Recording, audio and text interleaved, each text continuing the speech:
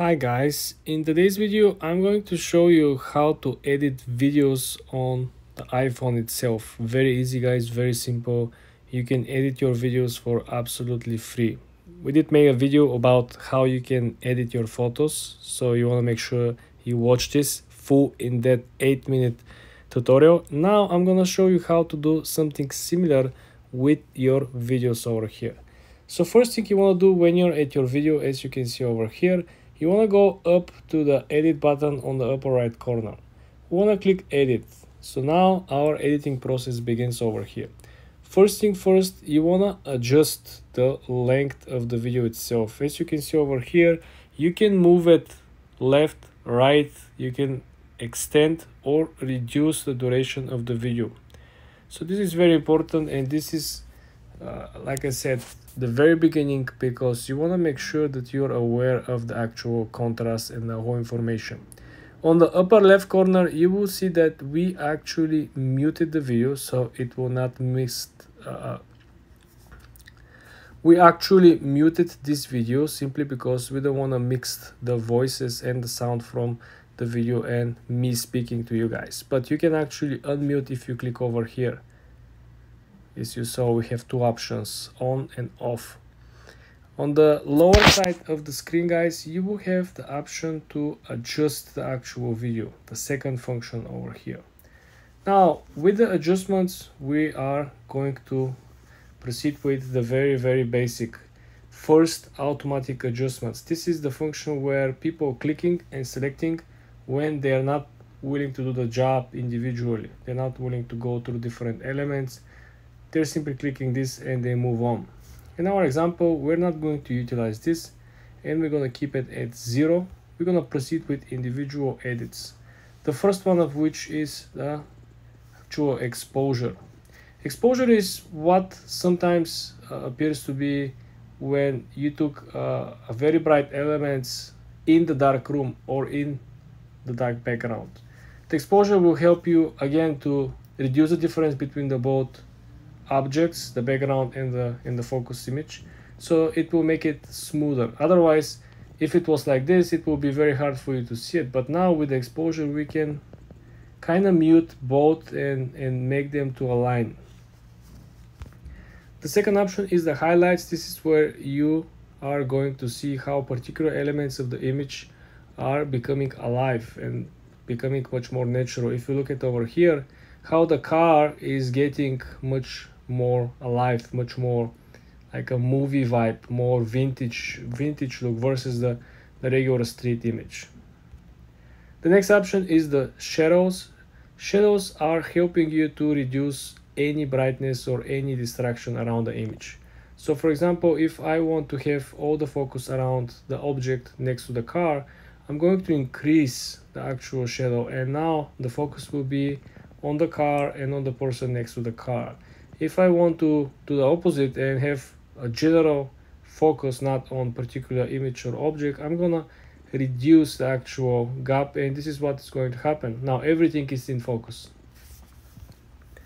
The next option is the contrast. This is where the colorful items will pop and everything else will become muted. As you see the shadow, you see how the shadow of the car is moving, the shadow of the person is moving and is getting darker and darker. The next one is the brightness. This is where a lot of people are actually not doing a good job. The brightness helps you only when you have a picture that is taken during the nighttime without a flashlight. In any other scenario, brightness simply could make small details from the image to disappear, and we don't want that. So be very careful with the brightness.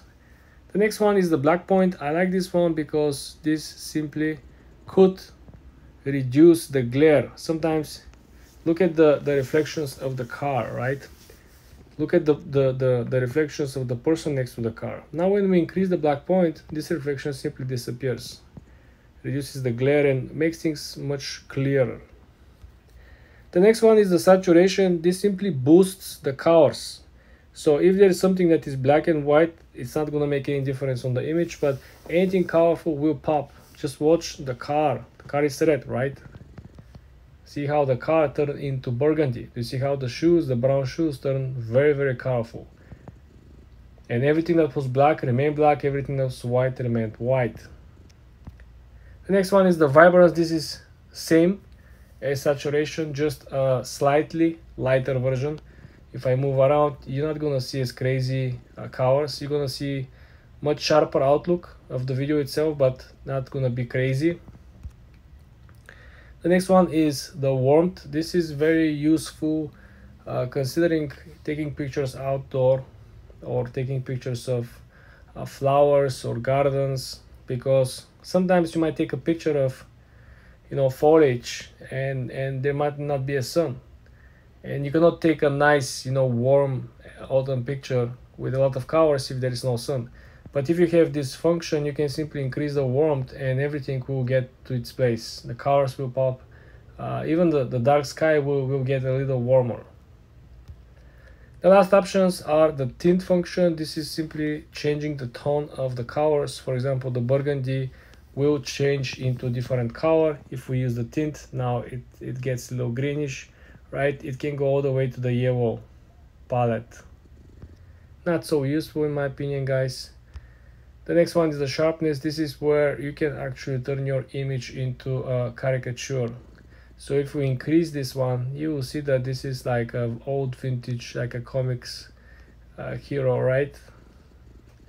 I think it's cool. The next one is the definition. So this is actually smooth all the caricature effects, makes it again smooth, not so sharp, not so pointy. I like it. It definitely smooths the image and the overall picture. The next one, of course, will be the noise reduction. If you have any spots that are losing, that are making the picture looks not high quality, this is where you're gonna reduce this by simply utilizing the noise reduction. Last one is the vignette. Well, this is again not so useful. This brings, I would say, very, very, very small details sometimes to pop, but not always. Essentially, guys, this is everything that you need to know when you're editing your videos on your iPhone. For more tips and tricks like this, guys, subscribe and come back for more.